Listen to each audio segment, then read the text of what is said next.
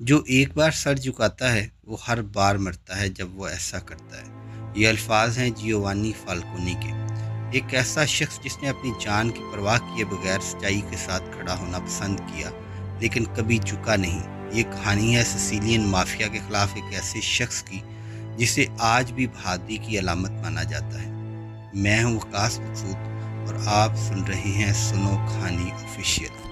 Sicilian mafia, جسے Italy میں کوسا نوسٹرا کہا جاتا تھا، ایک ایسی طاقت تھی جو ریاست کے اندر ریاست بن چکی تھی۔ یہ مافیا برسوں تک خوف، طاقت اور خون کی علامت بنا رہا۔ اس مافیا کے خلاف اٹھنے والی ہر آواز کو ہمیشہ کے لیے خاموش کروا دیا جاتا تھا۔ سیاستدان، پولیس، عدلیہ اور صحافی، یہ لوگ یا تو مافیا کے ساتھ وابستگی کی وجہ سے دب جاتے تھے یا پھر طاقت اور خوف سے ان کو خاموش کروا دیا جاتا تھا۔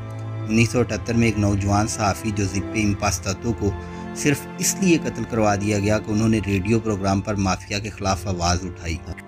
مافیا اتنا مضبوط تھا کہ اعلیٰ عدلیہ بھی ان کے ظلم سے محفوظ نہیں تھی۔ جو بھی جج ان کے احکامات نہ مانتا اس کو قتل کروا دیا جاتا، جیسا کہ 25 ستمبر 1979 کو ایک نامور جج چیزارے تیرانووا کو ان کی کار میں محافظوں سمیت قتل کروا دیا گیا۔ ان کا جرم صرف اتنا تھا کہ وہ مافیا کے خلاف سرگرم تھے۔ عدلیہ کے لیے یہ انتہائی مشکل دور تھا۔ اسی خوف اور گھٹن کے ماحول میں جیوانی فالکونی کو عدلیہ میں مافیا کے خلاف تحقیقات کرنے والے آفس آف انسٹرکشن میں شامل کیا گیا۔ جیوانی فالکونی ایک انتہائی دلیر اور بہادر شخص تھے۔ انہوں نے ہمیشہ مافیا کے سامنے جھکنے سے انکار کیا اور دلیری اور بہادری سے ڈٹ کر مقابلہ کیا۔ جیوانی فالکونی نے اپنے ساتھی جج پاولو بارسلینو کے ساتھ مل کر مافیا کے خلاف ایک زبردست تفتیش کا آغاز کیا۔ مافیا نے دونوں ججز کو کئی دفعہ دھمکایا، یہاں تک کہ جیوانی فالکونی پر قاتلانہ حملے بھی کروائے گئے، لیکن وہ ایک لمحے کے لیے بھی پیچھے نہیں ہٹے اور انتہائی دلیری کے ساتھ مافیا کے خلاف تحقیقات کرتے رہے۔ یہ ان دونوں کی انتھک محنت کا نتیجہ تھا کہ 6 سال بعد جیوانی فالکونی اور پاولو بارسلینو نے 1986 میں دنیا کا سب سے بڑا مقدمہ قائم کیا، جسے مافیا کے خلاف ایک بہت کامیاب مقدمہ تصور کیا جاتا ہے۔ اسی مقدمے کو بعد میں میکسی ٹرائل کا نام دیا گیا۔ میکسی ٹرائل کے لیے ایک جزیرے پر خصوصی عدالت تعمیر کروائی گئی، جس کی دیواریں مضبوط کنکریٹ سے بنائی گئیں اور عدالت کے کٹہرے لوہے کی مضبوط سلاخوں سے تیار کروائے گئے۔ اس عدالت میں غیر معمولی حفاظتی انتظامات کیے گئے۔ حفاظتی انتظامات کے لیے جدید ترین ٹیکنالوجی کا استعمال کیا گیا۔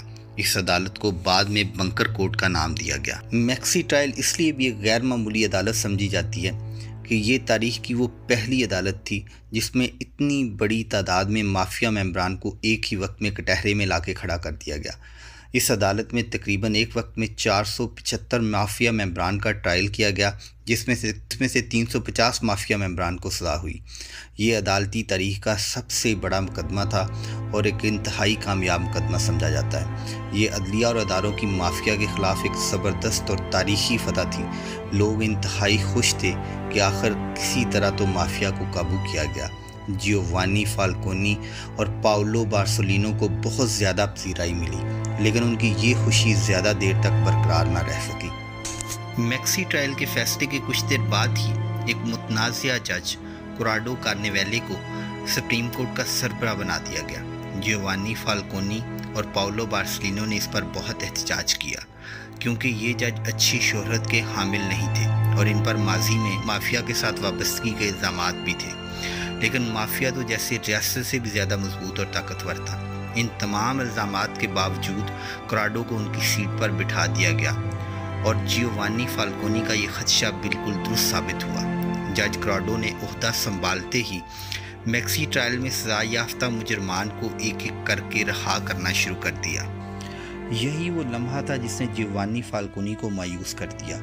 خطرناک مافیا لیڈرز جن کو سالوں کی محنت کے بعد انہوں نے سلاخوں کے پیچھے دھکیلا تھا، وہ ایک ایک کر کے ان کی آنکھوں کے سامنے رہا ہو رہے تھے اور ان کی یہ ساری محنت ضائع ہو رہی تھی۔ انہیں اس مقام پر لگا کہ شاید وہ مافیا کے خلاف کبھی بھی کامیاب نہیں ہو سکتے۔ اس ساری صورتحال سے بددل ہو کر انہوں نے پالیرمو سے تبادلہ کروا کر روم جانے کا فیصلہ کیا۔ انہوں نے وزارت انصاف میں جا کر ایک نئی ذمہ داری سنبھال لی۔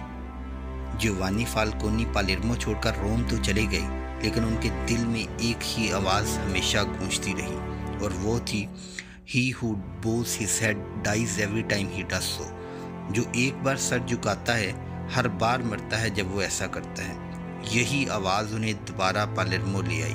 उन्होंने एक बार फिर से माफिया के खिलाफ जंग लड़ने का फैसला किया और वापस आ गए, लेकिन इस दफ़ा तकदीर ने उनके लिए कुछ और ही लिखा था। 23 मई 1992 को फाल्कोनी अपनी बीवी और सिक्योरिटी टीम के साथ हाईवे पर जा रहे थे तो ज़मीन एक ज़ोरदार धमाके से लर्ज़ उठी। एक रिपोर्ट के मुताबिक माफिया ने 500 किलोग्राम बारूद नस्ब कर रखा था, जिससे सब कुछ खाक हो गया। फाल्कोनी, उनकी बीवी और 3 मुहाफ़िज़ शहीद हो गए। जियोवानी की मौत ने पूरे इटली को सोग में मुब्तला कर दिया, लेकिन माफिया यहीं नहीं रुका। सिर्फ 2 माह बाद जुलाई 1992 में फाल्कोनी के करीबी दोस्त और साथी प्रोसिक्यूटर पाओलो बोर्सेलिनो को भी उनके घर के करीब एक खौफनाक बम धमाके में कत्ल कर दिया गया। ये वो लम्हा था जब अवाम का सब्र टूट गया। हज़ारों लोग सड़कों पर निकल आए और उन्होंने अपने शहीद जजों के लिए इंसाफ का मुतालबा किया। इस अवामी गुस्से ने रियासत और फ़ौज को मजबूर कर दिया कि वो माफिया के ख़िलाफ़ खुलेआम लड़ाई शुरू करें। इसके बाद इटली की पार्लियामेंट ने सख्त कवानीन बनाए और पूरे मुल्क में माफिया के ख़िलाफ़ एक नई जंग का आगाज़ हुआ। इस सारी सूरत हाल के बाद ही माफिया के ख़िलाफ़ एक दफ़ा फिर से ट्रायल शुरू हुआ, जिसे मैक्सी ट्रायल 2 का नाम दिया गया। इस बार रियासत ने पहले से ज़्यादा संजीदगी और ताकत का मुजाहरा किया। सिर्फ माफिया के कारिंदे ही नहीं, बल्कि वो बाअसर पार्लियामेंट के अरकान भी कटहरे में लाए गए, जिनके माफिया के साथ ताल्लुकात साबित हुए। कई सियासतदानों को गिरफ्तार किया गया और पहली बार इटली में अवाम ने देखा कि कानून ताकतवरों तक भी पहुंच सकता है। ये लम्हा माफिया और सियासत के गठजोड़ के खिलाफ जद्दोजहद में एक तारीखी मोड़ था। इस बार ट्रायल में ऐसे माफिया लीडर्स को भी कानून के कटहरे में लाया गया जो मैक्सी ट्रायल 1 के दौरान कानून की दस्तरस से बाहर थे या इतने ताकतवर थे कि जिनके खिलाफ ट्रायल नहीं किया जा सका। इनमें से एक अहम नाम साल्वाटोरे रीना या टोटो रीना माफिया डॉन था, जिसको पहली दफ़ा गिरफ्तार नहीं किया जा सका था और उसकी गैर मौजूदगी में उसको 2 बार उम्र कैद की सज़ा हुई थी। इस बार इस माफिया लीडर को गिरफ्तार किया गया क्योंकि ये वही शख्स था जिसने जियोवानी फाल्कोनी के कत्ल का हुक्म दिया था। जियोवानी फाल्कोनी और पाओलो बोर्सेलिनो की शहादत आज भी इटली में अदल व इंसाफ की अलामत समझी जाती है। उनकी कुर्बानी ने साबित कर दिया, जुल्म कितना ही ताकतवर क्यों ना हो, अवामी इत्तेहाद के सामने ज़्यादा देर कायम नहीं रह सकता।